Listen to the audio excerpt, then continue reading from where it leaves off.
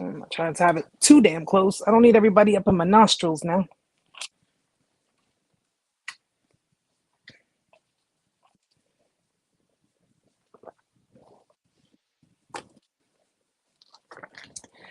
Hey, Cicely, how are you, sweetheart? Give me a second, guys. I'm over here just trying to fix this here. All right. All right. I'll be glad of the day that I'll be able to have a more proper setup and better looking background. My background looks so scarce. I look like I don't have anything on my walls. Hey, Ty. Hi, Raphael. Hi, Kelly. Guys, it's Friday. TGIF. Hey, Angela. You know I'm looking forward to having you there. Angela be the life of the party.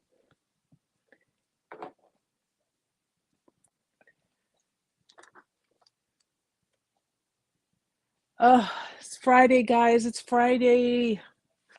I'm so happy. I don't know why am I so happy? It's always got stuff to do. Try to cram everything into a 2-day weekend.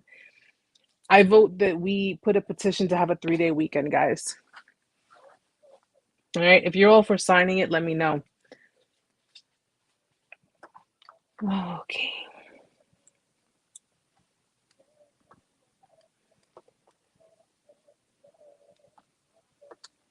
Hi, Rose. I'm so glad you can make it. Oh, guys.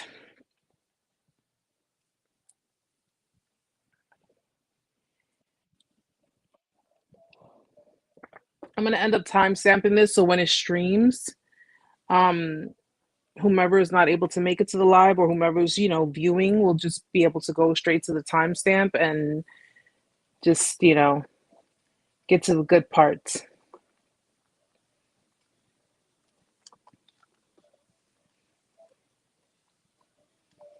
Um, Raphael, I don't get too much into politics, but I'm trying to understand the question. Rose, I'm glad. I'm glad you feel comfortable being here. You feel comfortable amongst myself and of course everyone else who's a group of our peers.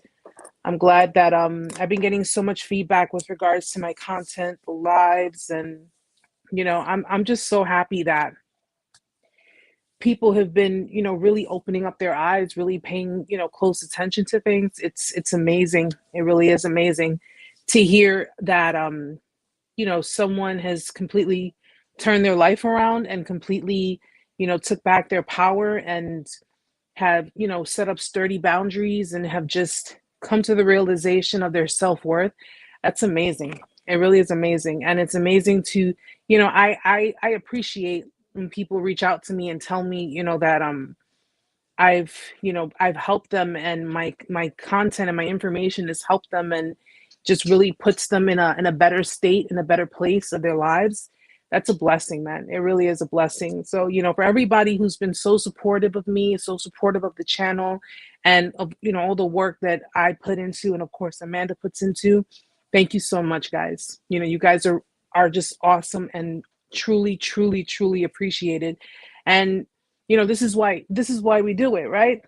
This is why we do it. It's not really for notoriety. It's not really for, fame or anything. Like, it's to help people. It really is to help people. It's just to help people wake up and open their eyes and see things for what they really are and realize that they have their own path that they have to go on. And in order to do that, they have to get out of their own way, you know? So, you guys are really just really amazing. You really, really are. I'm so appreciative and I'm so grateful to even, be a part of your lives and to have you a part of what I got going on here.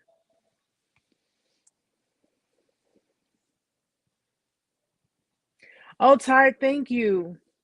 Thank you so much. Thank you. And yeah, I mean, listen, if it's just, as a form of support, and just helping people through what they need to get through, because therapists are great, guys. They're great, and I encourage people to seek therapy. I do encourage people because these professionals clearly they're licensed and they're trained, and I'm not there yet, but I do my studies, I do my due diligence, and I do incorporate a lot of my own experiences into what it is I do, because it helps people to relate more. It helps people to feel more comfortable in knowing that this person went through, or went through what I'm going through, or even something similar to what I'm going through, and they managed to get to where they are. And I think that really helps people. Like, that really encourages people. If this person can do it, I can do it. So I think it's really great that that people are just taking, they're using discretion, they're using discernment, and they're just taking into account what it is we're trying to do. We're not trying to exploit anyone. We're not trying to make anyone feel bad for the decisions that they've made, because we're no one to judge anyone. I know I'm no one to judge anyone. I don't pass judgment on anyone. But I just hope that it creates waves so big that it floods, like literally floods, with knowledge and awareness, and pretty much the encouragement for people to say, okay, enough's enough. Let's do this. I'm ready to do this. I'm ready to break free from this, and I'm ready to just move on. That's what I'm looking to see happen. I hope we reach more people throughout this year. It's still the beginning of the year, but I hope we reach a lot more people, and we help as many as we possibly can. Remember, guys, we're doing God's work. We're doing God's work, guys. So, helping others, and enlightening others, and pushing them in the right direction, away from the mental issues, the mental prisons that they've been in. That's what we're doing. Okay, so be proud of yourselves too, guys, because even though you've gone through the motions, and you're all survivors, you're all living testimonies, and you are helping other people to break free from those same chains that you were chained to. So give yourselves a round of applause, guys. Hey, Riri.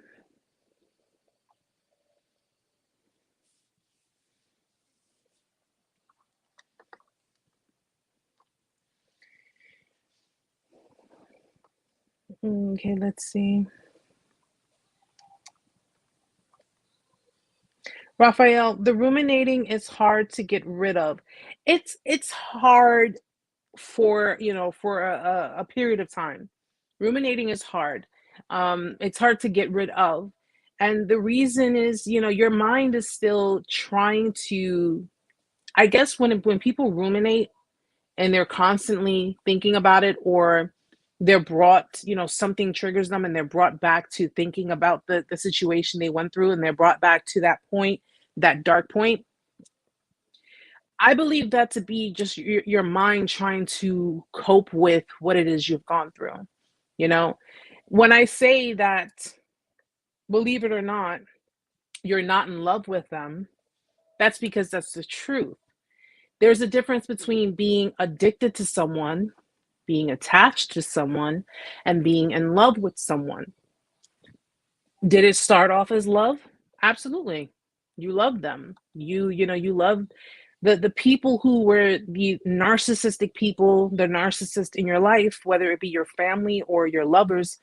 You loved them. You trusted them. You trusted them to be vulnerable with you. You trusted them with your vulnerability. You trusted that they were not going to do what it is that they had done to you, which ultimately caused you to not trust them. And it's like it's like being hit with a ton of bricks.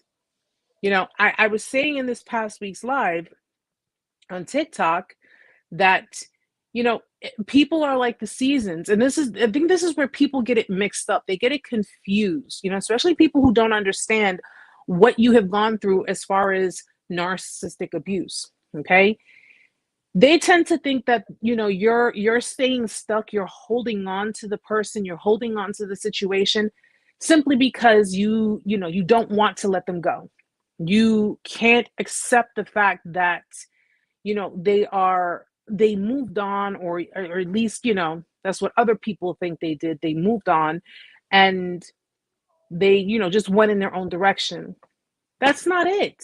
And that's the thing that a lot of people need to understand. Those who are not familiar with narcissistic abuse, emotional abuse, psychological abuse, what you have to understand is that the immense amount of gaslighting that has been, projected onto you, not to forget their own internal struggles being projected onto you, their childhood trauma or any other traumatic experiences, you basically take all of that, and you're pretty much in limbo.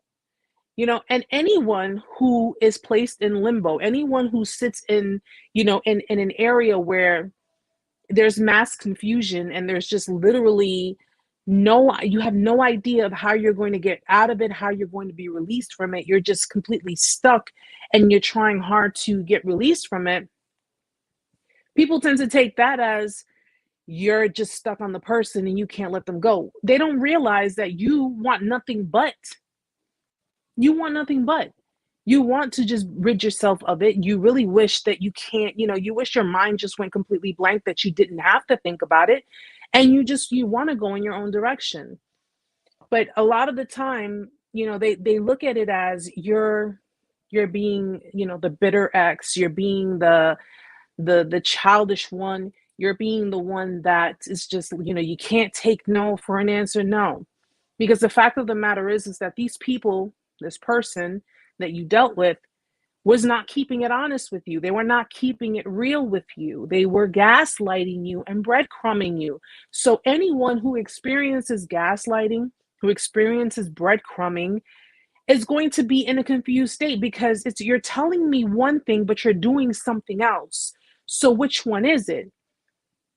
And of course, as we all know, which much like I've told you guys before, narcissistic people do not give you clarity within a situation, because they have no intention on giving you clarity. They have no intention on we're gonna have a two-sided coin, right? On one side, they could be honest with you and tell you, I just, I want to dabble out there. I want to be out there and just keep my options open. No, what do? They fake a whole fucking relationship.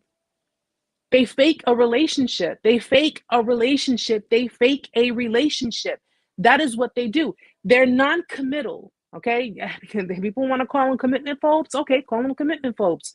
They're non-committal. Why? Because the responsibility of a commitment is too extreme for them.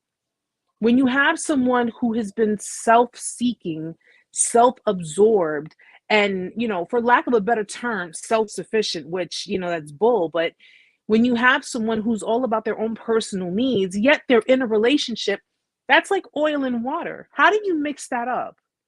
How do you mix that up? How can someone who is incapable of sustaining emotions, incapable of being honest with themselves, let alone other people, because, they believe their own lies. They believe their actions are completely justifiable. How can someone like this actually create a relationship and, sustain that relationship for a long period of time?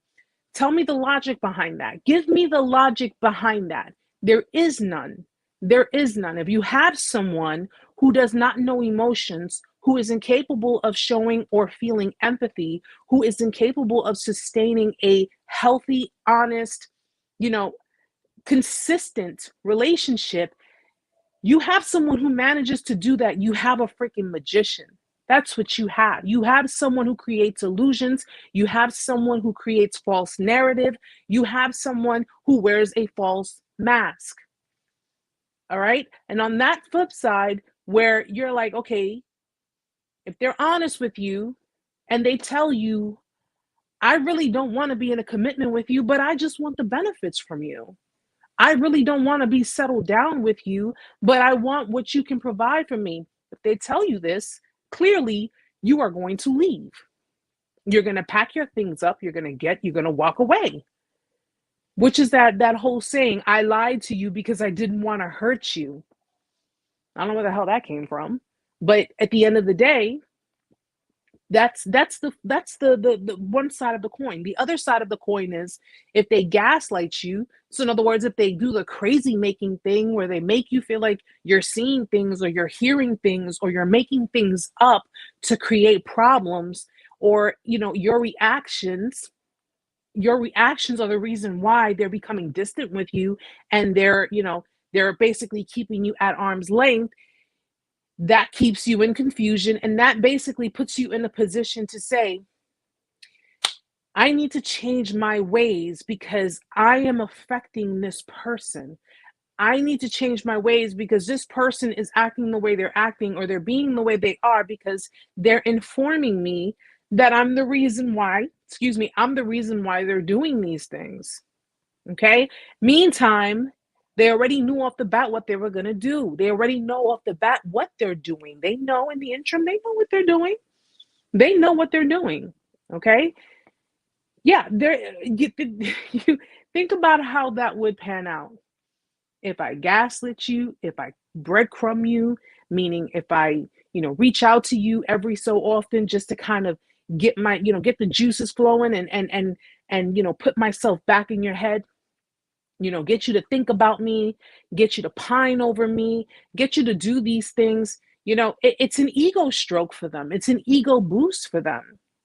And that's the only thing that they really know how to sustain is their ego. They don't sustain empathy. They don't have effective empathy. They don't have the kind of empathy that we naturally have within ourselves. They have cognitive empathy. This is what you want to hear, what they think you want to hear, what they think you want to see, what they think you want to know. That's a form of cognitive method. They're doing everything from the brain. They're not doing it from the heart. Everything is done based on what they've learned, based on things they've seen. I've seen a friend of mine giving his girlfriend flowers and candies, and they're not looking at it as my friend made that person very happy. They're looking at what the girlfriend of that friend had done for that friend. Well, this is what my friend got in return for doing this for them.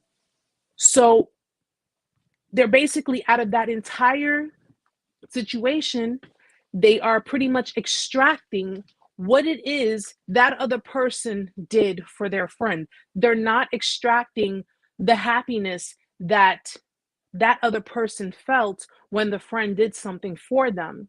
They're not taking into account you being happy. Will it make you happy? No, when they do something for you, they're taking it into account. What they're taking into account is, okay, I'm doing this, this basically means, especially if they know you're a people pleaser, if they know that you're the type of person that, you go all in for your relationship, they're basically sitting there, generating stuff in their mind. If I do this, or if I take this person there, or if I buy this person that, they're not thinking about, will it make you happy? They're thinking about, what's it going to get me in return? What's it going to get me in return that's going to fulfill my ego, that's going to validate me? That's not a freaking way to have a relationship. It really isn't.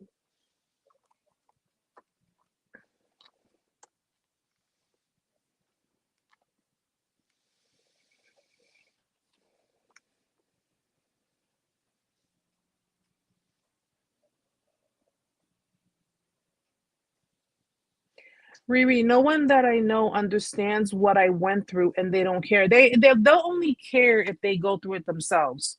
People who don't know how this whole thing operates, people who don't understand. Listen, I didn't know about narcissists. I didn't know about narcissism. I didn't know anything about anything. I knew about bipolar disorder. I knew about schizophrenia. I knew about psychopaths, but these were standards, these were general, but no, I never knew the term narcissistic. I never knew the term narcissism. I never knew the term narcissistic personality disorder. I didn't know any of these things. But in going into my healing, when I started getting help and I started to, get a clearer understanding, a better understanding of what it is that not only did I endure during my last relationship, but throughout many relationships of my life and my familial relationships, my family relationships. Once I've learned the root of it all and where it comes from, and I've learned my background, my roots, as far as my codependency was concerned, I made sure that I did what was necessary to learn and understand. Not, listen, admittedly, the initial attention was to apply this for myself and my own life, because I'm like, okay, now that I'm aware of this, now that I'm seeing what the signs are and I'm understanding what the dynamics are, if in the future I should decide I want to be with someone, if I want to be in a relationship, I know what to look for, or I know what to, I start to learn how to use my discernment more, use my intuition more. And then I went from that, taking it from teaching myself and healing myself.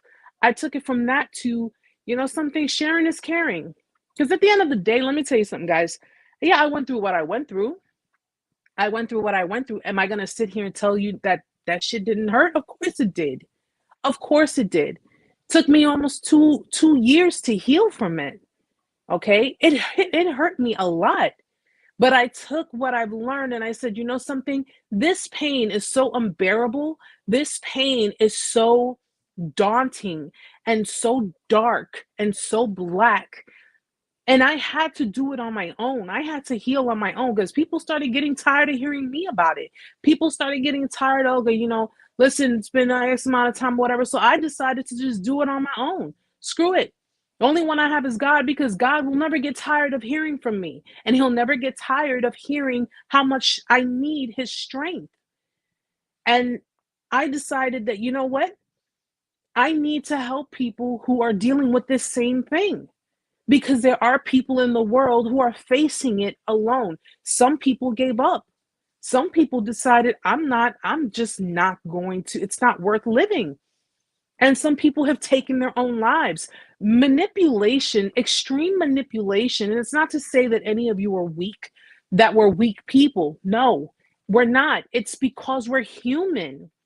We are human beings. We feel, we have empathy, we have sympathy, we have all of these things. So when you're taking yourself, being a human being of flesh and blood and bones, and you're putting yourself in front of someone whom I can pretty much describe as the Terminator, which is like a machine, how can you put that, how can you put all of that into context? How can you actually sit there and say that this is something that you could survive? You're dealing with artificial intelligence, okay? You're dealing with artificial intelligence where they don't have the feelings of emotions, they don't have the feelings of sympathy and empathy, but they do have the ability to be logical to such an extreme that it overpowers their ability, their capabilities, actually, because they are capable, but because they've learned this artificial nature, this artificial way of living and surviving. Are we going to really sit here and say that we had a chance? Are we really going to sit here and say we had a chance against that? No, we didn't. We didn't. I don't care how smart you are. When you have someone who's very meticulous and you have someone who's very precise and very logical, and they basically have their sights and their targets set, you do not stand a chance against someone who is equipped to be non-emotional, meaning they feel no pain. This is something that, and I try to explain this to victims as well, because you have a lot of victims who are like, but I don't get it. I don't understand. I don't understand how this person could be this way. They were trained to be this way. These people were trained. Put someone in the military. What are they doing? They're being trained, right? They're being trained to fight wars. They're being trained to be logical, okay? Because when you're out on the battlefield, emotions, there's no room for emotions. You have to be logical.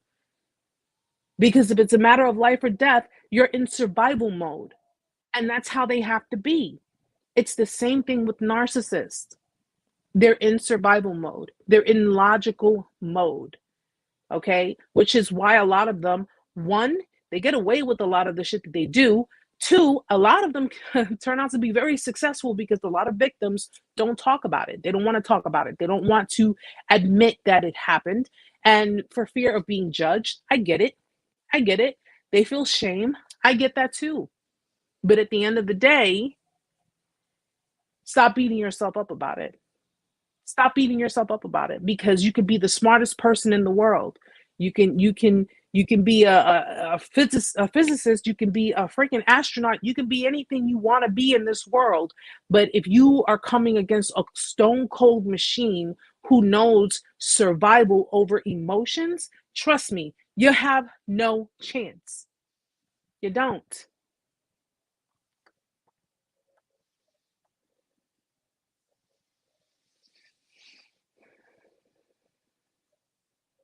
Mm-mm-mm.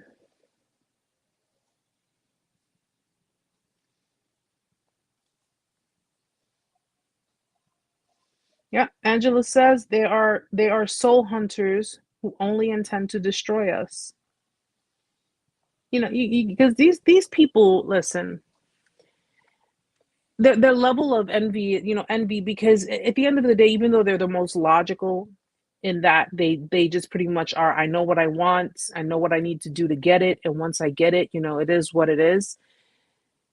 You have something that they lack, whatever that may be. You have something that they lack. And at the end of the day, you being who you are, and having the level, because you could have gone through way worse abuse. Narcissists are known to have gone through a series of levels of abuse. Okay, you could have gone through way worse, and the mere fact that you chose not to adopt the same behaviors of the person or the people who have abused you in your life, but they, on the other hand, have not, and they've actually gone the same route as their abusers, as the people who have inflicted that trauma, onto them.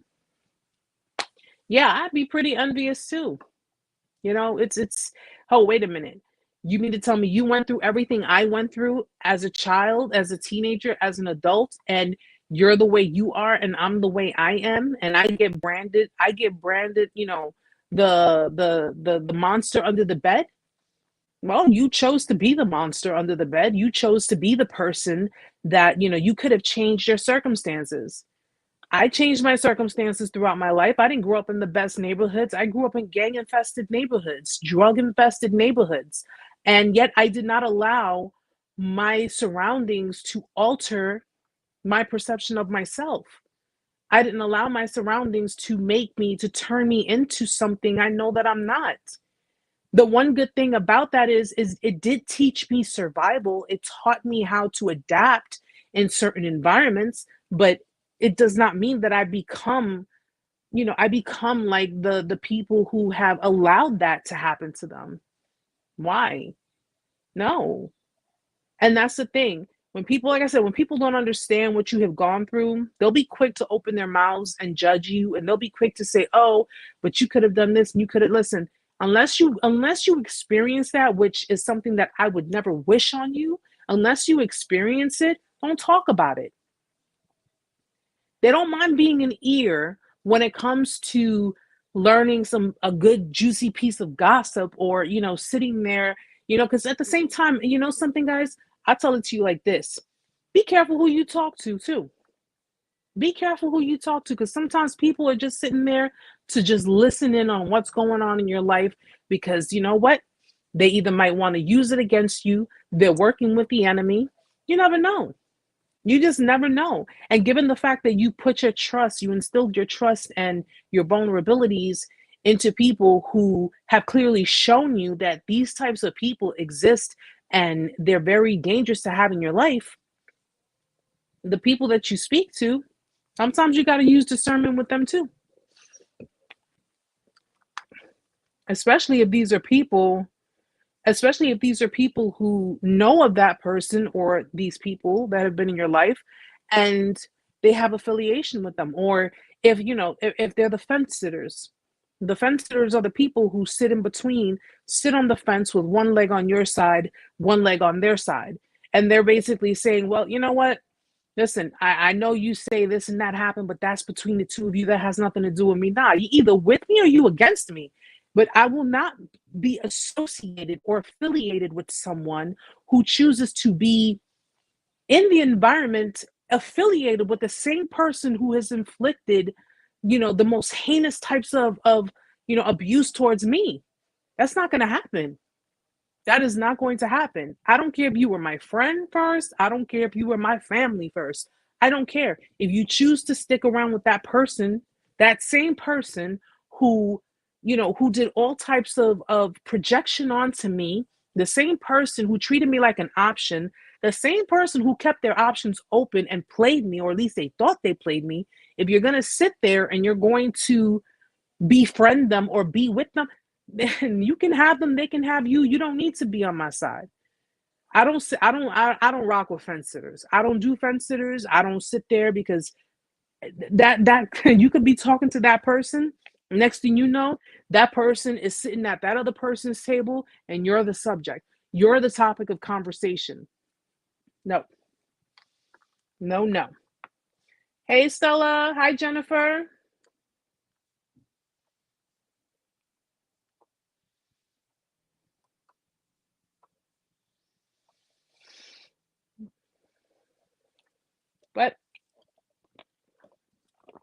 But yeah, guys, this is the level of what it boils down to, what it comes down to. People could sit there and say, oh, you need to just let it go, and it's not that easy, man. It's not that easy. And as much as I wanted to let it go, I wanted so bad. I asked God to take me out of my misery. I said, please just take me out of my misery. Take me away from this pain. And you know something? At the end of the day, and it's interesting because I was just having a conversation with Amanda earlier about it. And I was like, at the end of the day, yeah, maybe that person didn't see the severity of the kind of damage it caused. Maybe that person didn't care. But at the end of the day, they have not taken any accountability for any of their actions. They have not sat there and taken any kind of accountability. Okay? They've sat there and just pretty much, what do you want me to tell you? And it's mind-boggling to me because I've had people tell me, I've had trolls and I've had people who monitor my accounts. I've had people who create these fake pages, and it's crazy because they're like, oh, you just let it go. You're still talking about it. Well, I'll keep talking about it. See, me talking about it and being stuck on it are two different things. I'm no longer stuck on it, but I use it as an example to help other people understand that the level of callousness in their behaviors, the level of disregard is closure enough. It's clarity enough. So much so to the point, and I think I've expressed this to you guys before, because these people, when they're on their high horse and they're going after their options, they're doing what they do. And even if it's in your family, if they're in a good place, and by a good place, I mean, they got maybe, they got a little money coming in, they got a little status coming in, they got people stroking their egos, and they got people doing all kinds of stuff for them. Yeah, they'll shit on you. No problem. And they won't think twice about it. They won't think twice about it. You know why they're not thinking about it? Because they're too busy indulging in that materialistic, narcissistic bullshit. That's what they're indulging in. They're not giving a damn about you or how you were feeling or the pain you were enduring. If anything, what are they doing? When you're reaching out to them, you were texting them, when you were trying to gain clarity, when you're trying to have, different forms of communication and you're trying to understand, why are you doing this? Why are you, I can't even recall how many times I used that statement. Why are you doing this? How could you do this? I said that damn statement so many times that if I had a freaking quarter for every time I said it, I'd have enough to freaking send my son on a vacation to Disney World. Like, every single time. And what did I get in return? I got cursed out. I got gaslit. I got the silent treatment. I got told, and some of you, which I'm sure, listen, I don't know if this person did it or not. And quite frankly, I don't give a shit. But some of you probably, when you were reaching out to them and you were texting them and you were trying to communicate with them and trying to gain that clarity, they sitting there probably showing your text messages to other people. Sitting there like, oh, look, you see this person, look, they're crazy. They're stalking me. They're doing this. They're doing that. Showboating.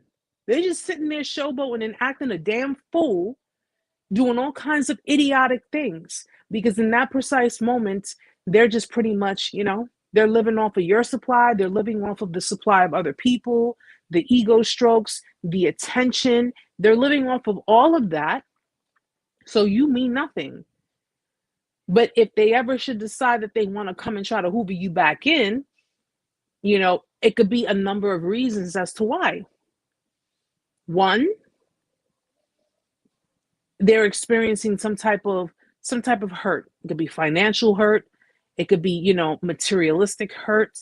We're not even talking about emotional hurt, because these are the kind of people who don't know how to sustain emotions except for anger, jealousy, hostility, selfishness. Those are emotions too. But while they're out there doing all of that, and you're sitting there, again, no judgment, because I've been there. You're sitting there and you feel like, at that point in time, you're feeling like, I'm such a fool. Like, what, you felt like you were begging, which some of us were, I know I did. I'm not afraid to admit that. I begged the person.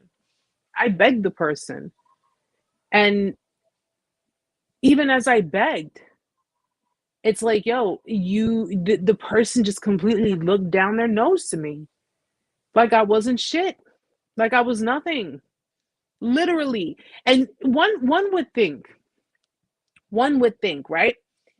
The level of mistreatment, mishandling, one would think that I was emasculating towards him and he's finally standing up for himself.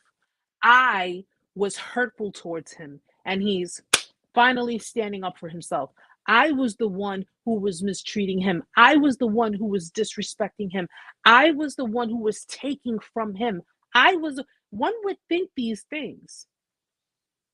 And the reason one would think these things is because that type of shit would be fed into that person's head without really understanding the nature of the dynamic. And the reality of it was that it was never like that. A lot of you have a hard time understanding that because a lot of you had been completely devoted and in tuned with your relationship. You were overextending yourself. You were giving yourself wholeheartedly to these people. So that's another reason why it's so hard to accept in how they treated you, how they mishandled you, and how they mistreated you.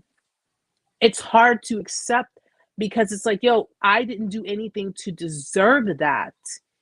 I treated this person with respect. I treated this person with love. I treated this person with compassion. I've done any and everything possible to put a smile on their face, to make them feel good. And that's the level of when you are in that stage of not really fully accepting things or not fully understanding, why the hell did all of this happen? How could that person be this way? Because a lot of victims, they fall for that. I didn't do anything to deserve this, so why am I being treated this way? That's because it's all them. It's all them. Realize this, and this goes for anyone who's considering or thinking about re-entertaining a narcissist, a narcissistic ex, a narcissistic family member. Realize this, and please realize this well. These people do not care about you. They do not care about you. I don't know who needed to hear it, but I felt the need to say it. They do not care about you. They only care about themselves. And if a narcissistic mother can go as far as abandoning her child, as far as stealing from her child, as far as putting outrageous bills in her child's name, okay? Creating this whole life of fuckery and sabotage for their own child, for their own children. If a narcissist mother can do that to their own child, and they carried these children in their womb for 9 months, and part of me thinks that the only reason they would do it is because they get gifts at a baby shower. Okay, but if they actually manage to stay in the children's lives and do the most unethical, the most despicable things to their children, you better believe that they do not give a damn about their partners. They don't give a damn about their partners. They don't give a damn about anybody else but themselves. And this goes for people who are coming out of a discard, who are contemplating on breaking no contact and reaching back out to these people, who are, something, but I need clarity and I need closure. Or, listen, maybe if I stand up to, it don't matter. It does not matter. You can try to go back to them and try to tell them, oh, you did this to me, you did that. They know what they did. They were there when they did it. They know what they did. Trying to communicate with them, trying to express things to them, trying to confront them is going to bring nothing but more frustration on your end. It's going to bring nothing but more invalidation on your end.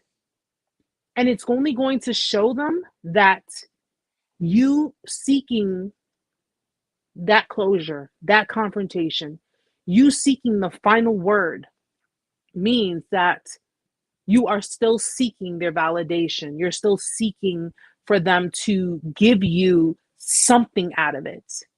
They're not going to do it. They're not going to do it.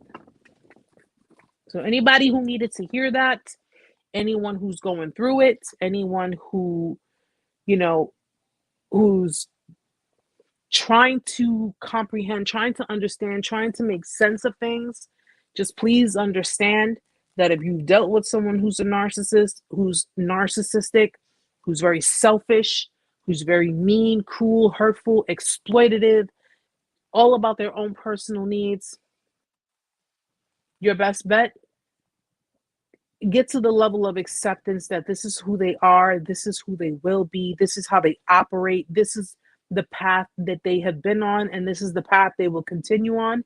You get to that level of acceptance, and you just basically move on in your own. Move on in your own.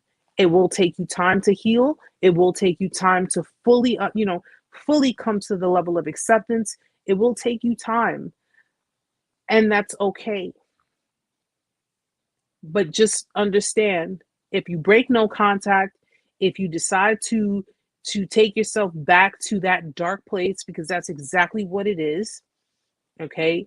That dark place, it's just going to be worse. It's going to be more heartache, and it's going to keep you from progressing. It's going to keep you from evolving, and you're going to end up staying stuck in a cyclical, it's all going to be cyclical. It's just going to be the cycle will be never ending. And it's time we break those patterns. We just break out of all of that, break the patterns, come to the level of understanding, and utilize what we learn to help others in their journeys.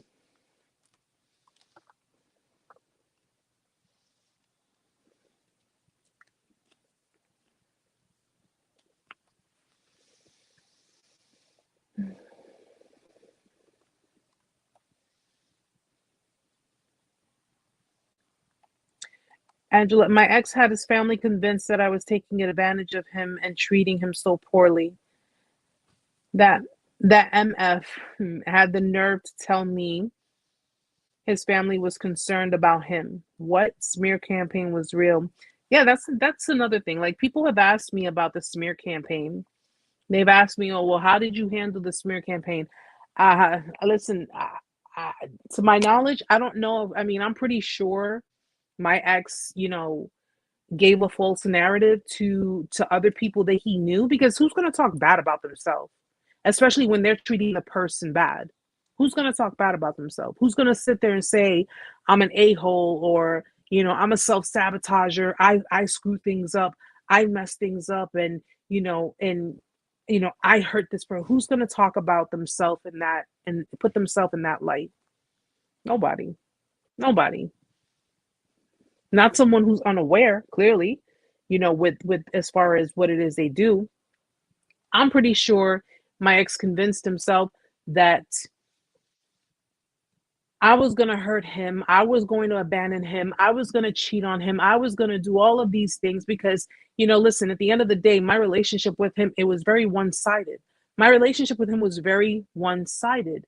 And even though it kicked off great, it kicked off nice and sweet and humble, and just at the end of the day, the level of what I was doing to seek his approval, because that's all I was doing. I was trying to seek his approval. And every time he got upset, or every time he tried to push that aggression onto me or try to intimidate me, I'd always back down. I didn't have a backbone when I was in my relationship.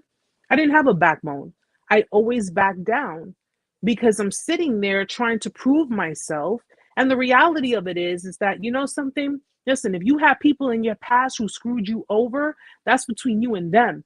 But you don't project onto me what other people have done to you, because I have nothing to do with that.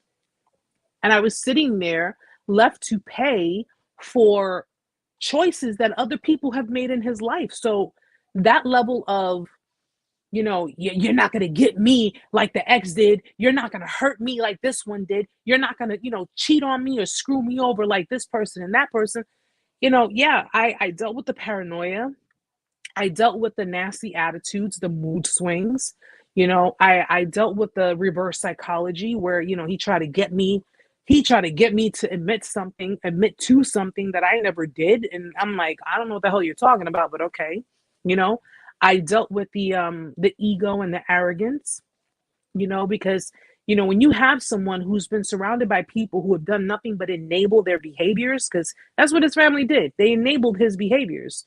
And primarily, I'm a firm believer, like, when you have someone who comes from a family that has the combination of narcissists and codependents and, just people who are out for their own personal gain, when they have certain situations that they're trying to gain out of a dynamic, or if they're trying to gain certain things out of a family dynamic, they're going to enable certain things to have someone believe that, yeah, you're in charge, you're this, you're that. But the reality of it is that just as you could be playing mind games with other people and manipulating other people, your own family could be doing the same thing to you.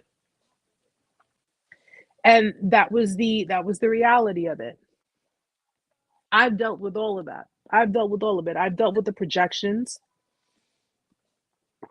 I mean, there was a time that he looked at me like I said, like if I screwed his best friend, and I'm like, what's the problem? But I've dealt with all of that.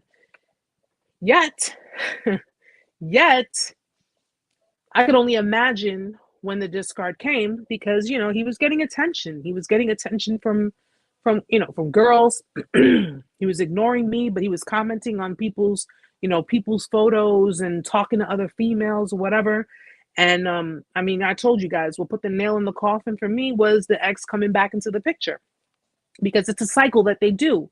You understand? That's when you see their exes coming back in, it's a consistent cycle. It's a constant cycle. So if they're like, oh, they left me, they discarded me to go back to their ex, the ex has always been there. The ex has always been there. Okay. It was just a matter of time, or a matter of when they were going to be coming back into it. But it's I've been through all of it, man. I've been through all of it. And to have to be gaslit and go through all of that shit, go through all of that, and not be upset about it, not be pissed off, not feel like, yo, I've been duped, I've been cheated, and be really, really like pissed about it. Yeah, I got there, man. I got there. I got angry. I got angry. I got disgusted. I got disgusted by him. I got disgusted by all the people he surrounded himself with. I got disgusted by the fact that they enabled that toxicity. They enabled all of that because in the interim of me being on the rocks with him, going through the motions with him, the people that he had in his side, family members alike, were being hypocritical, extremely hypocritical. Who has time for all of that? But yeah, I got upset. I got pissed off because, something I'm pretty sure he sat there and told them. He probably told them something else. And again, maybe he didn't tell them. I'm not going to say he did. Maybe he didn't tell them anything. And this is just something that they know, eventually was going to happen anyway. They already knew. Maybe, because sometimes you could be dealing with someone who surrounds himself with people who already know their behaviors. They don't have to smear your name. But at the end of the day, I knew how I was towards him. I knew how I was towards the relationship, how I was contributing, and so did God. So did God. God knew that my intentions were pure. My intentions were pure. I never had any bad intentions. I wasn't a selfish person. I wasn't an arrogant person.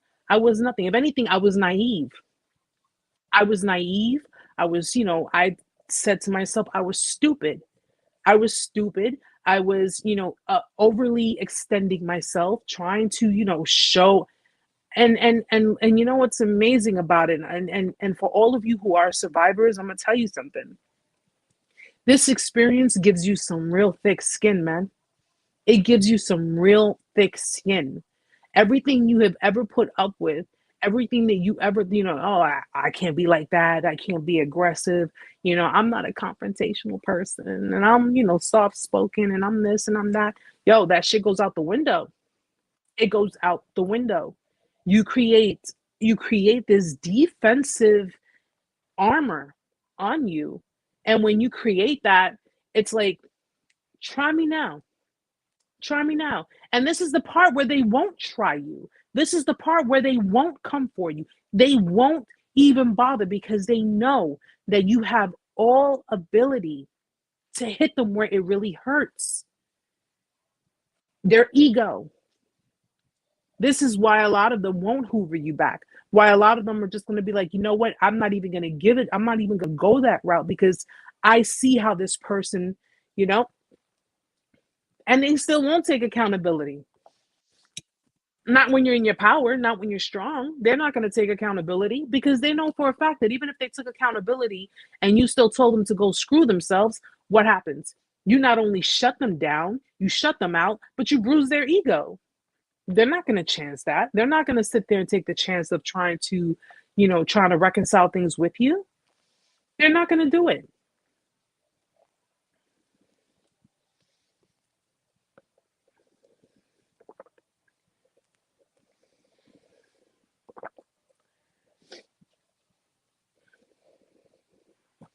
Yeah. Yeah. Facts. Can't trust someone that can't own their own BS. You can't, because they're too busy sitting there believing their own. And it's crazy. They believe their own distorted perception, try to project it onto you. If you're rejecting it, then they try to, lash onto you. They try to basically like fight you on it. And it's like, no. You got some people who believe the earth is round and some people who believe the earth is flat. For those who believe the earth is flat, if you don't believe that, it's like how can you be so dumb? How can you be, you understand? It's like your projections, your perception, that's you. That has nothing to do with me. We didn't realize that in our relationships. We did not realize they were projecting onto us. We didn't realize any of those things. We're too busy trying to clean up. We're too busy trying to make them happy. We're too busy cooking them dinners and, having a bath running for them and, you know, making sure the house is clean and doing all types of stuff. We're too busy giving marital benefits, and they over here acting single in a relationship. They don't have any intention on growing with you. They don't have any intention on growing up. They have all intention on just, you know, something, because, and I'm going to be honest with you, their level of, you know, instability is so severe that when you got into a relationship with them, listen, they weren't thinking that far ahead. They're thinking about in the moment, but they're giving you false promises. They're telling you what you want to hear, so you don't have any ideas in regards to what it is that they really have in store for you. Truly sickening people. Yep. Angela says, now when we see that crap, cut it off quick. No more fixing them, overlooking things, set clear boundaries, and cut it off when it doesn't feel right. Boundaries are for you, not them. Absolutely. Absolutely. Absolutely. I just, listen, I tell people, you know, you could be a part of my soul tribe. You're gonna sit, if you're sitting at my table, you're gonna eat. You're going to eat. If you're sitting at my table, you will eat. But you have to be invited. And in order for you to be invited, that means that I have to have my intuition on with you. You know, I have people who are trying in more ways than one to get a seat at my table, not even simply not to just eat, but just to see what's going on. Just to see what's going on. Okay, they just want to sit there and observe and see what is going on. And it's pitiful because the irony of it all is that you move on, you do all of what you have to do, you set your boundaries, you got your you know, you got your life in order, you're doing everything, and you are still the subject, you are still the topic of discussions at tables that you don't even sit at anymore. I've had people gang stalking. I've had people message me from, you know, different fake profiles on social media. You know, I've had people follow, I've had people troll. If you're familiar with my TikTok, yes, there's a lot of them. They troll, you know, and I've had people try to instigate problems. People try to literally go to this person's family and talk shit. Like, oh, does anybody see what Eric is doing? Bitch, it's not private. My pages are not private. My information is not private. That's the whole point of awareness. It's not private. I don't do anything behind anyone's back. I don't do anything behind anyone's back. I don't need to do anything behind anyone's back. When you're doing stuff behind someone's back, that means you have no business doing it. Okay? And those are the same people who try to sabotage you, try to get you hurt in the process, try to get someone to act out of character to cause harm unto you. And those will be the same people that'll reap what they sow. I'm not hurting anybody. Am I hurting anybody? No. Am I deliberately hurting anybody? Am I revealing anyone's identities which will cause them harm? No. Am I doing anything remotely illegal? No. So what's the problem? What's the problem? Same person, same people who want to watch me, watch what I do. They do it from fake accounts. They do it from, you know, from the sidelines or whatever. And I guess, you know, listen, I'm just simply the one that you shouldn't have fucked with. That's it. I'm just simply the one you shouldn't have messed with. Okay? You know, often the devil's going to think that he has one up on you, but he forgets that God will always be 10 steps ahead. God will always be 10 steps ahead. And at the end of the day, look at where I'm at now. I went from being completely depressed, from not only being completely depressed, guys, I got a double chin going on here, okay? I got a little, yeah, y'all can see it though. They can see it. I got a little double chin going on. When I went through my discard, I lost so much weight that my clothes didn't fit me. My clothes hung from my body. They hung from my body. Like it was, I stressed. I was so stressed out. And then once I started getting my peace back and I started healing and I started just moving forward and just continuing doing, now I got a freaking double chin going on here. Look at this. See that? Like,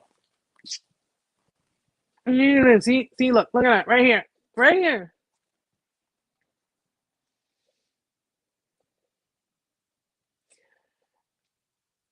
Angela, I like the lemon cookies.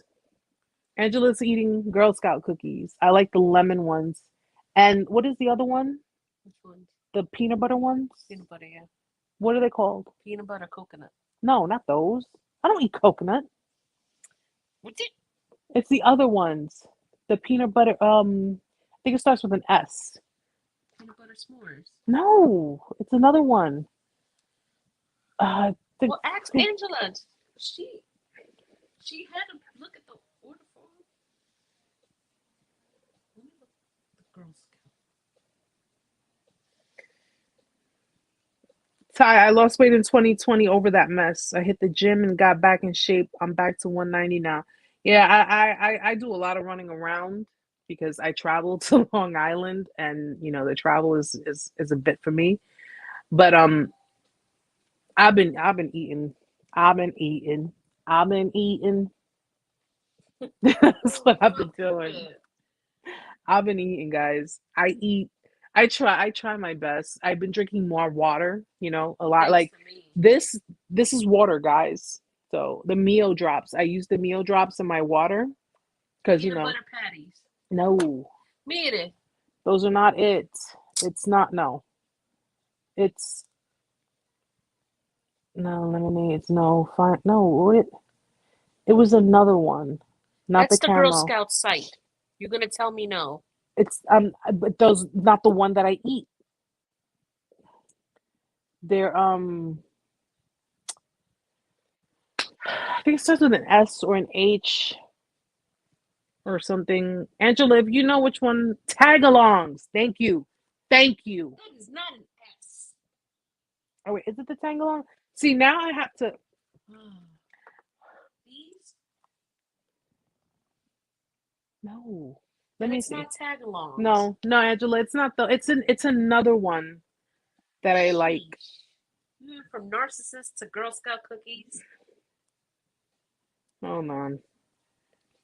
Girl Scout cookie. I need to. Well, if I just Tomorrow put. it's gonna be wines.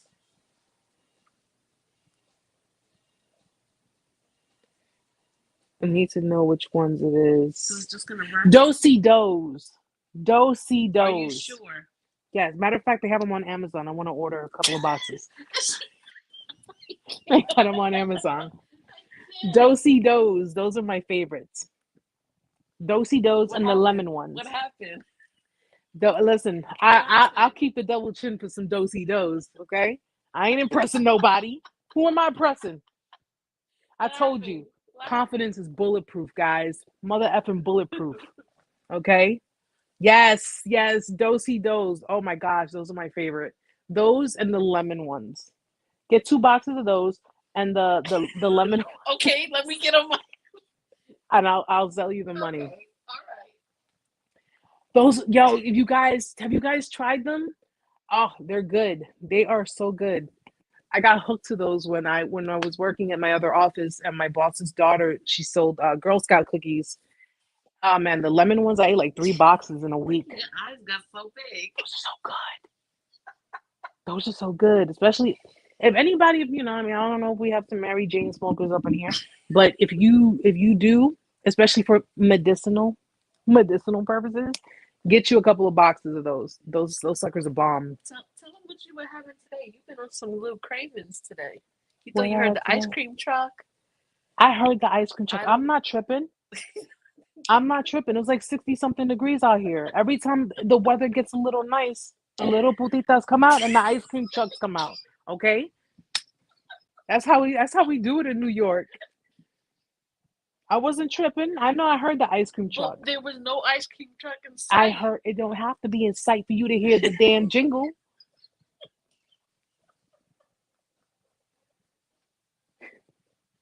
Hey, Butch. Hey, Robert. Joshua. I have tears coming out of my eyes. But yeah, I want two boxes of each. I want it. I heard the ice cream truck. You hear the Mr. Softy truck? You stopped on the corner. I literally, Amanda was talking, and I'm like, shh. And I don't know if you guys get Mr. Softies in your areas, or what the ice cream trucks are called in your areas. In New York, it's it's Mr. Softy, and it's like the big, what is that? The ice cream head, and you hear the jingle, but that is, what the real Mr. Softy, and then the no frills, because the other one is not. I don't think they serve real ice cream. Like, I think it's just cream with some sugar in it, and they just kind of like whip it up and freeze it. But I heard we were walking, and she's talking, and I'm like, wait a minute, and she's like, what the hell is wrong with you? I'm like, I hear the jingle. I hear the Mr. Softy, because you guys already know, if a Mr. Softy came and pulled up on your block, you were pushing little kids out of the way, because my favorite is vanilla ice cream with the rainbow sprinkles. But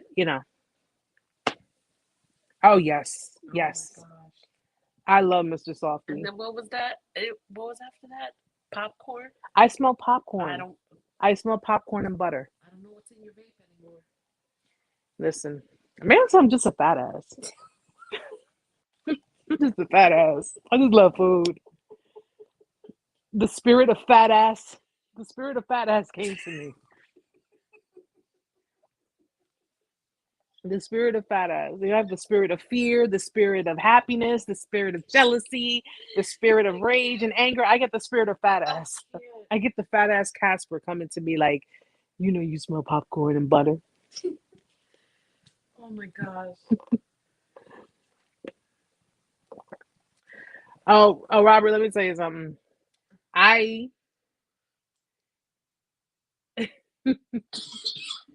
Yeah, Ree. I mean, listen. I won't like push kids. The kids be getting gangster too.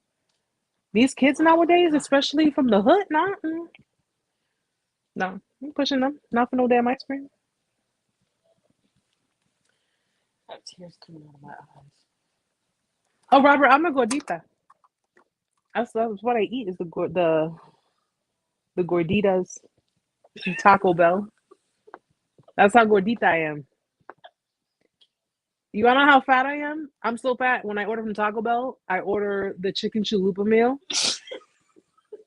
and I order the nachos Del Grande, the big ass platter of nachos with the beans and the meat and the cheese. I'm a fat ass. You're making my stomach hurt. Stop. And fluffy.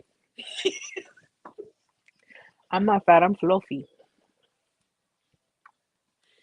The spirit of do-si-dos. Ooh. I don't mind that spirit visiting me. Get on it. Cookies. I'm crying over here. Trying to get one day delivery here. Maybe I can have it for tomorrow's meeting. Wine and cookies. Okay. See, now, and I want some cookies. Well, no, I have the lava cakes there. So when I get off the live,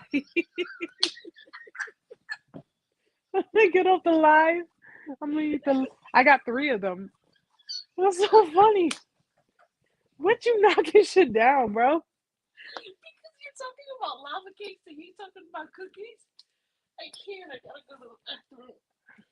And you're like, my throat. Yeah, listen.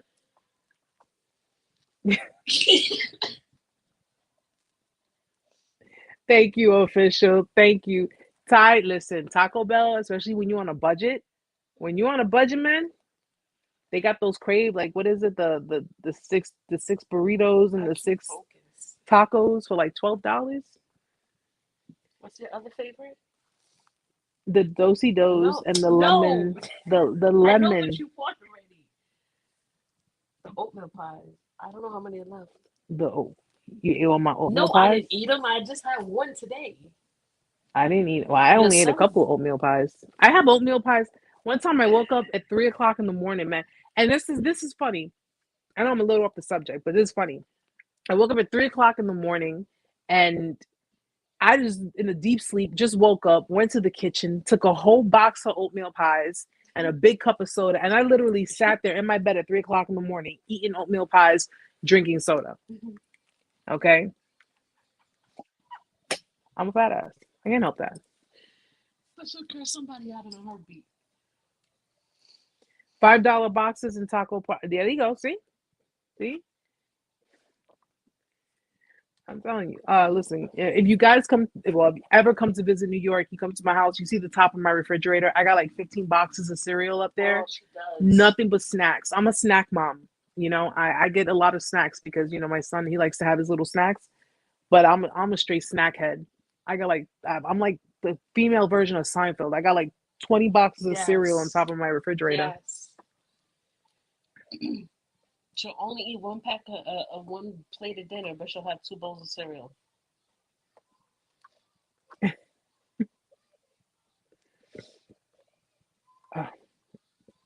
I like to talk. You know the funny thing is, even though we get serious with it, guys, you know, because the reality of a lot of, you know, but I like to keep it light with you guys too. I really like to keep it light. And I'm so glad that you guys are cool with that too, because, you know, sometimes we got to make light of the situations. And we really just got to, pick what you want. we really just got to.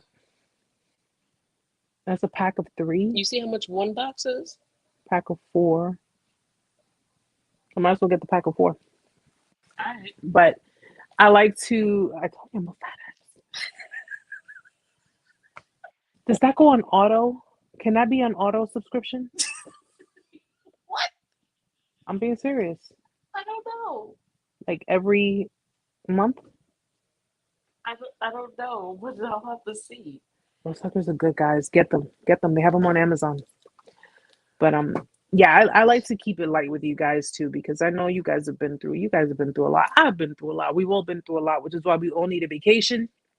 We need a vacation and just go like a private island, you know, a private island that no one goes to, and just, you know, everybody we'll go like on a cruise or something and have nothing but drinks and just each other and have a good time and just chill and be narc free, be, you know, filled with peace and just, you know, just enjoying an amazing time. And because I need to take a vacation. I really need to take a vacation soon.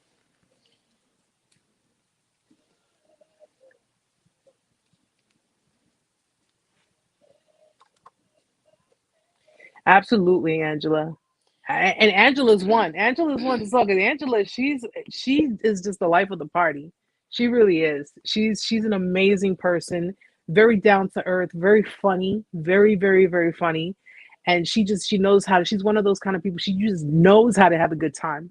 And she makes people feel comfortable. Like you could be so nervous about, you know, going into a setting and boom, Angela probably be the type of person that she could tell, and she just like, you know, that social butterfly. I love that. I love that about her. She's an amazing person. She really is. Erica, have you ever hurt yourself with ice cream? I did the other night, and then I had the end of the city to demand a glass of ice water. Oh my God, I was so sick when I got home. Banana split. What?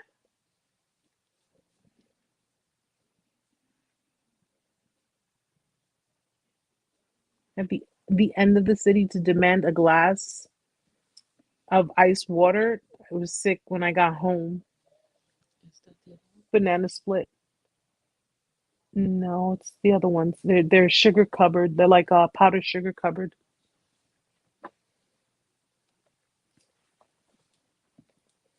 Absolutely, Ree. Go to the beach. Well, knowing me, I can't wear a 2-piece because again, I'm a fat ass. But I'm not gonna lie. I'm not gonna sit here and say that I could wear a 2-piece at the beach, knowing I got chichos and I have stretch marks that look like a tiger clawed me up. I'm good. Listen, I don't go to the gym. I don't try to freaking. I wore a faja one time, which is Spanish for like a girdle, and I almost passed the hell out. I can't do it. Hi, Kara. Oh, okay. Talk text sucks. I overdosed on ice cream. Commission point. Who put that? Then had the nerve to demand a tall glass of ice water because I was so thirsty. Well, ice cream is because it's sugar. The sugar probably made you really thirsty. How do you overdose on ice cream? Then again, ice cream's good though. I love ice cream. Yeah, you and yours. You guys have to try the Ben and Jerry's salted caramel core ice cream. That ice cream is bomb. That ice cream is bomb. I could eat like 2 pints of it like within a week or in a couple of days, whichever comes first.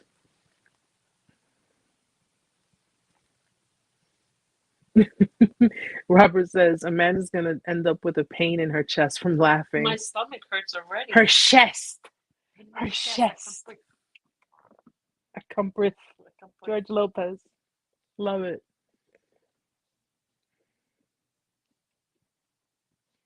Kara, I feel like I've been in a bubble almost 1 year narc free. That's awesome, sweetheart.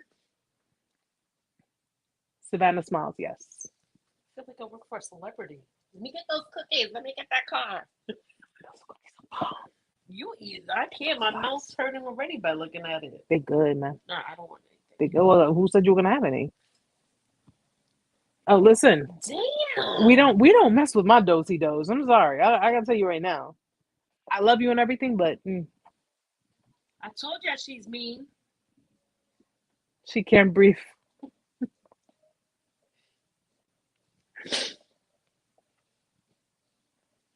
Kara, that's amazing and that's very awesome. Congratulations. I'm so happy that you are able to, it does feel like a bubble. It does definitely feel like a bubble, but you know something? You fill that bubble up. You fill that bubble up with your peace. You fill it up with your contentment, with your own energy, because now that you don't have like that level of toxicity surrounding you, you can actually just make that. It's all about you, girl. It's all about you. So I'm very, very happy for you.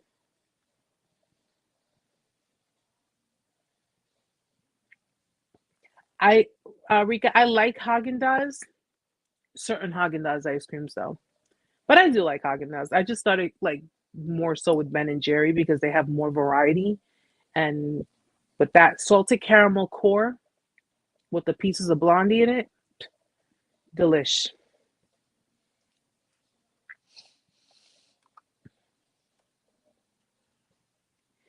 Angela Cherry Garcia is my fave. I have never tried that.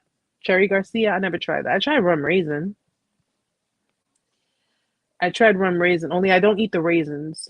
Like I'd suck the ice cream off of it and then spit the raisins out because I don't like raisins. I was really trying to just take it for the rum. They could just make a nice rum ice cream with no raisins in it. That would work for me.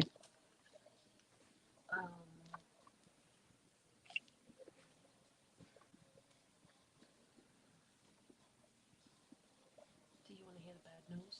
Orange sherbet. Orange sherbet sounds good. What? They don't have the Savannah ones.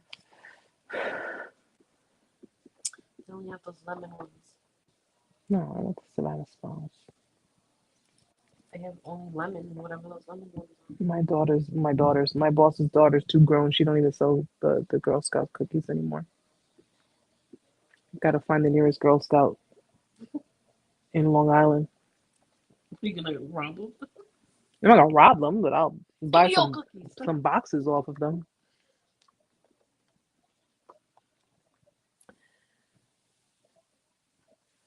Oh, guys. Kara, funny story. I actually went on a date for ice cream, something cute and simple, right? Well, let's just say your girl was unaware that he had an ice cream obsession, and apparently me choosing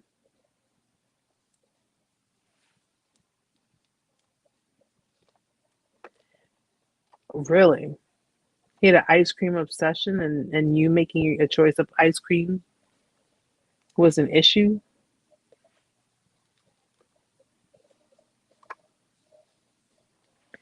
Rodney, about to eat some Bluebell. Oh my God, I read that wrong. I almost read that wrong. Blue balls? I almost read it wrong. I'm so sorry, Rodney. I'm so sorry. I was like looking like, did I read that right? But I did. Bluebell vanilla right now, keeping it simple. As keeping it simple is cool too, guys. Like, vanilla, maybe a little bit chocolate syrup. That works too.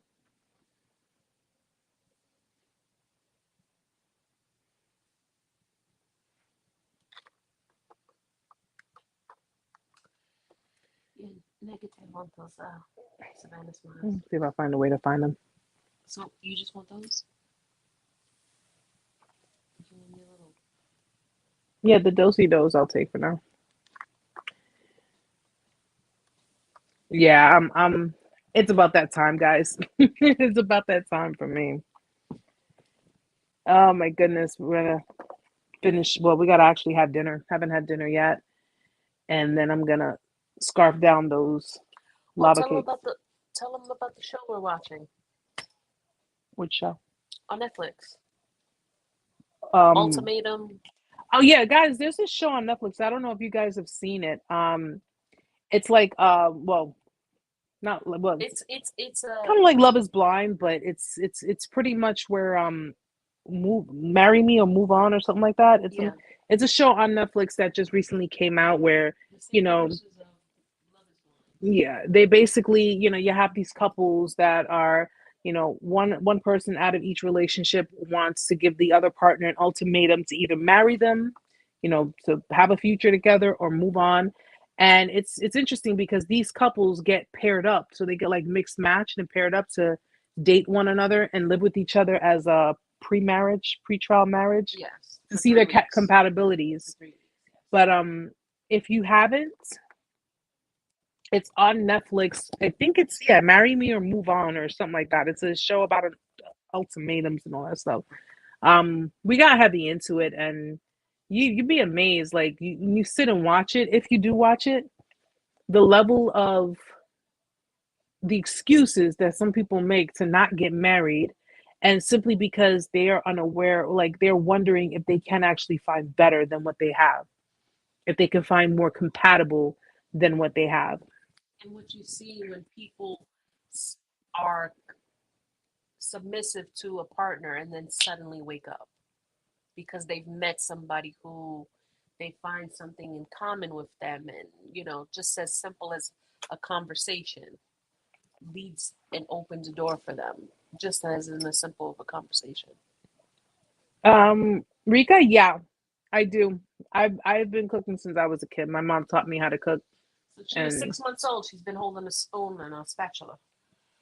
my mom taught me how to cook rice and just the basics. But I pretty much watched her throughout, and of course I have to cook because my son has to eat too. So, you know, but yeah, I actually enjoy cooking sometimes.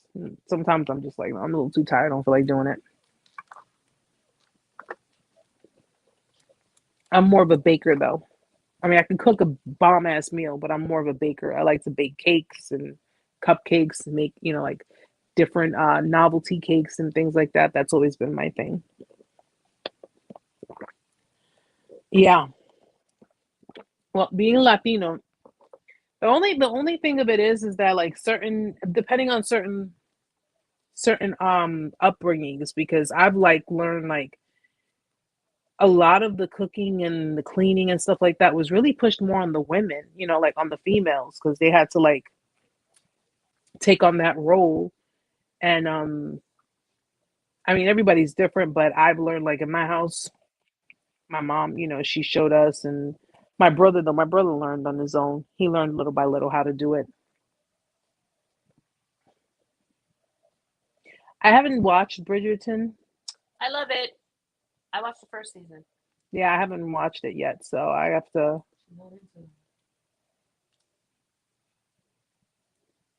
She don't know that. Ty says, Erica, so what I'm hearing is we're coming to your place for the meet and greet and you're cooking. I could do that. I could definitely do that. I can cook. I could definitely do that. You guys can definitely taste. Amanda's my living witness. I've cooked plenty of times. She's eaten. She's still alive. Living witness. That means I'm still here, people.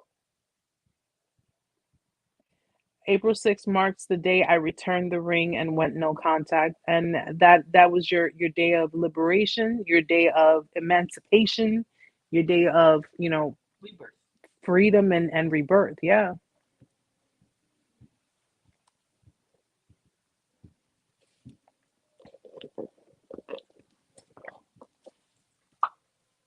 Okay. But guys, if you are going to join us tomorrow for the group meeting, the group chat, okay, on Skype, just please send me an email if you haven't already, just confirming your attendance that you're going to be there. I got the headphones. All right. All right, cool.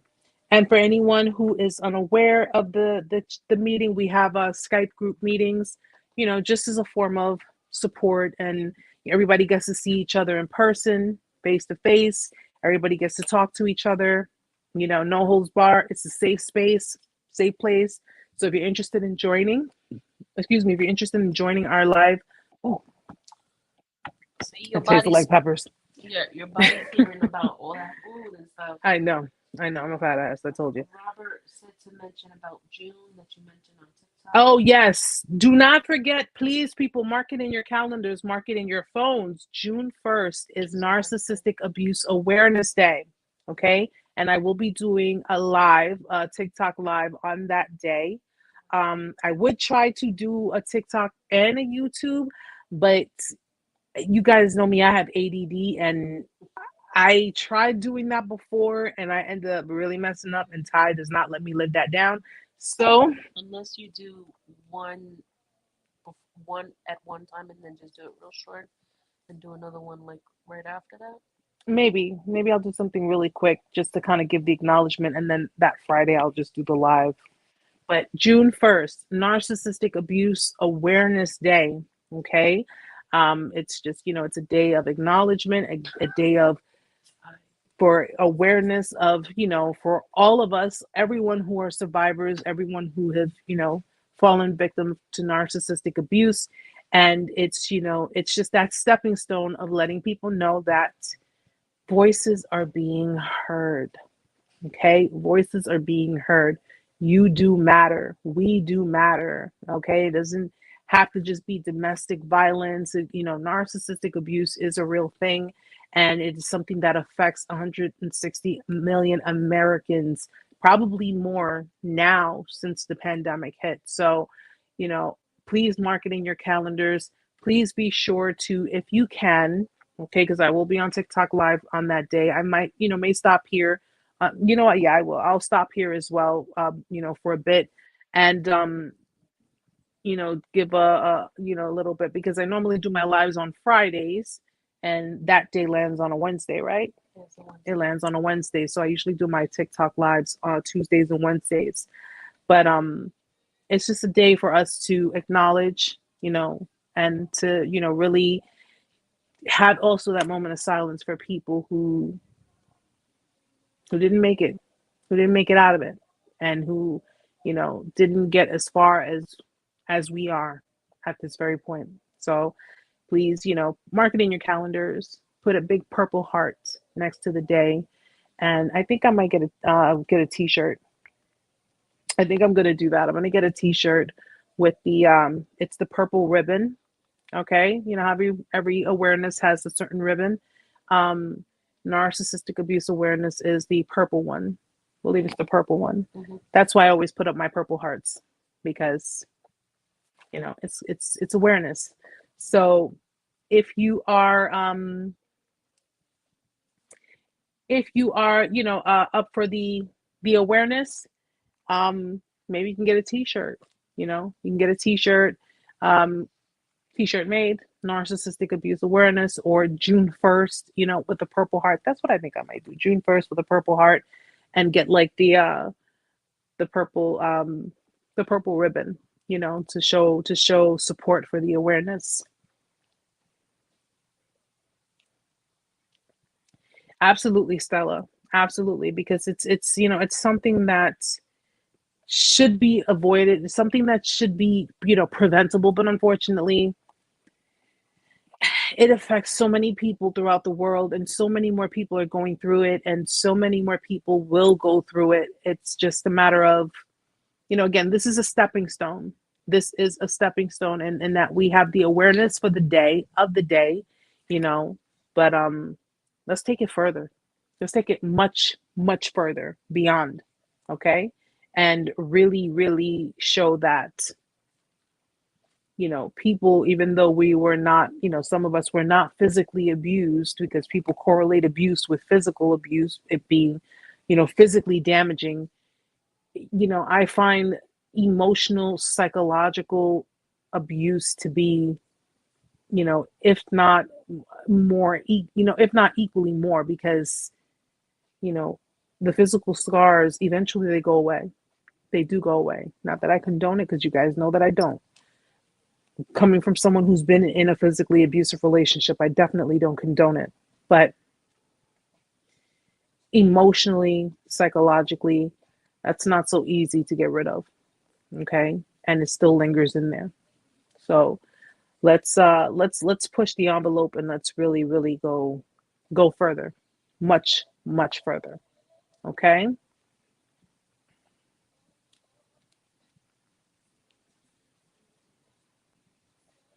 Yeah. Angela says it's amazing that there is an actual day of awareness now. All the narcs will be hiding on that day. Good. Let them hide. Let them hide. I'm gonna get the Ghostbusters backpack, like the thing. I'm telling you, it's gonna be filled with projections. If I see them, I'll throw their own projections at them. Absolutely, Kara. Mental and emotional abuse will drive you to hurt yourself. It does linger for years and years. Yes, it does. Yes, it does. PTSD, CPTSD. Okay. You have anxiety, codependency, you have depression. It's just so many things. And mental health issues, we need to really, really touch it more, not only in this survivor community, but, other victims communities. You have criminal victims of crimes. Mental health awareness plays a very big role, in the criminal justice system. We really, really got to start pushing the envelopes more, and really start pushing people to, not only do their due diligence, but put forth that effort, you know, put forth that effort. A lot of people have lost their lives. A lot of people have lost, and not just their lives physically, but lost their lives financially, career wise. It's just so many people going through so much. And we just want to make sure that people understand you're not alone. You will be heard. You have been heard. And we're working on it. We're working on it. We're pushing, and we're going to continue pushing. All right. You know, they need us. Remember that. Okay. They need us. They need the attention. They need the validation. They need the ego stroking, but they need the people who they deem as weak. You're too strong for them. Okay. You're too strong for them because you set up boundaries. So now we got to take what we have here, and we got to spread it. So more people create boundaries, more people create standards, more people create a backbone for themselves, so they can resist these types of people with these types of behaviors. So, beautiful people, yes, so many types of darkness, but we have a chance to be that light to help those lost. Absolutely. Absolutely. We almost lost their life. We almost lost our lives being in their presence. Yes, we have. And it doesn't have to be physically, it could be in any aspect. So it's extremely important that we take what we learn, and we help other people to understand and learn better as well. Hi, Heather. Hi, sweetheart. Absolutely. Amen. Angela says, yes, if we can help one person leave, we're doing God's work. Yeah. Yeah. Breaking those curses, guys. Yeah, Heather, it's well, if you want to watch it, we could stream it back to the beginning. But I'm glad that you came. Better late than never, right? I'm glad you're here.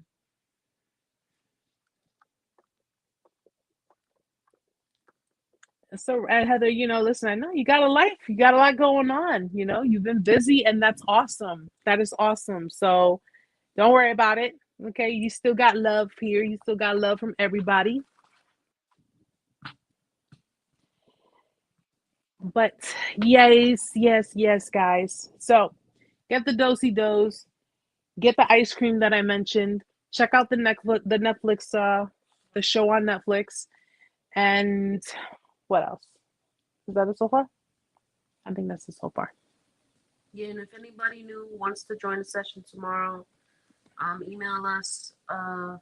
We'll send you the non-disclosures, the little questionnaire for the new people, and we'll try to get you in for tomorrow's session. If not, I'll also send you the April calendar for the next session, which is the 23rd or the 30th of April. So anybody who wants to join the session, just send us an email. I'll send you whatever information is needed, or whoever wants to join.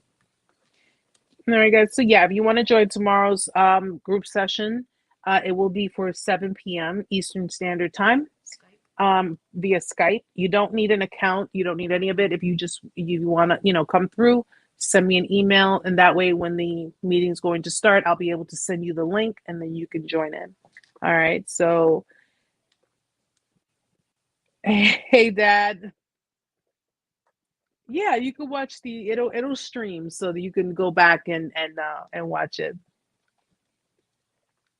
Laurie, thank you for being here. Thank you for joining us. This is your first time here. I get serious, but I'm also a big goof. That's part of my charm. It's part of my charm. It's part of who I am. But once you get to know me, you'll know that I'm definitely doing all of it for the right reasons, and I'm definitely trying to help as many people as I possibly can. And if there's anyone that may be interested in joining and may need the information, please, by all means, send them our way. Heather, the show that I told them it's a new show. I think it's called Marry Me or Move On, something like that. You'll Ultimatum. That's the name of it. Ultimatum. Ultimatum. I kept saying Marry Me, Move On, but it's called Ultimatum. Should definitely watch it. It's an interesting show. It definitely is an interesting show. But I should give people a trigger warning for those who are in the beginning stages or just not. Try to avoid shows like that until you're really ready to, because shows like that can trigger certain things as well. So definitely use discretion, caution, and of course. Thank you, Laurie. Heather, you're welcome, sweetheart.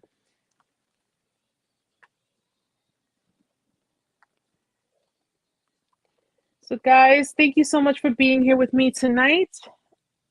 I'm gonna get ready to stuff my face and then watch a little bit of movie and well, actually no, I'm sorry, we're gonna watch the rest of the show. So, and I gotta hang loose because my pants are literally cutting my circulation. Yeah, I got a problem, guys. I really do. But guys, thank you so much for being here with me tonight. Thank you so much for just making it fun as you always do, and just letting me be who I need to be so I can not only help people, but I can actually show that I am actually a fun person too, kind of quirky, and yes, a bit of a fat ass, and I'm okay with that. So thank you so much. We got Ty, Heather, Official, Lori, Stella. Thank you for being here. I don't know if Butch is still here, but if he's not, he knows. Got love for him. I thank him for being here. Angela, as always, thank you. Thank you for being here. I can't wait to see you tomorrow. Kara, thank you for being here. Robert, hopefully I'm gonna see you tomorrow as well. And Riri, thank you so much to everybody, everyone who's made it tonight. Thank you so much for showing love. Thank you so much for showing support. And just thank you so much for being part of this. You guys make it an amazing, amazing experience. And I'm just so glad that I decided to do this. I really am. So I thank you all. My beautiful people, I hope you have a beautiful night. Everyone who's joining the meeting tomorrow, I will see you tomorrow, 7 p.m. We'll send you the link within 10, 15 minutes before the meeting starts. And that way everybody can get their stuff in order. So, bring your drinks, chillax, we'll sit and talk, and we'll get to know each other. And it's just going to be an awesome night. All right. And everybody else, have a beautiful weekend. Have a great remainder. Hopefully the weather will be beautiful for you. And hopefully when you hear the ice cream truck, you'll think of me. Just saying. Guys, love you all. Have a beautiful night. God bless. God's protection, peace, love, all that good stuff. All that good stuff. Nothing but good vibes your way. And I will see you next week, Friday, 8 p.m. Eastern Standard Time. Same place. You already know. Same time. All that good stuff. All right, guys. Thank you again, guys. Much love. I'll see you next week.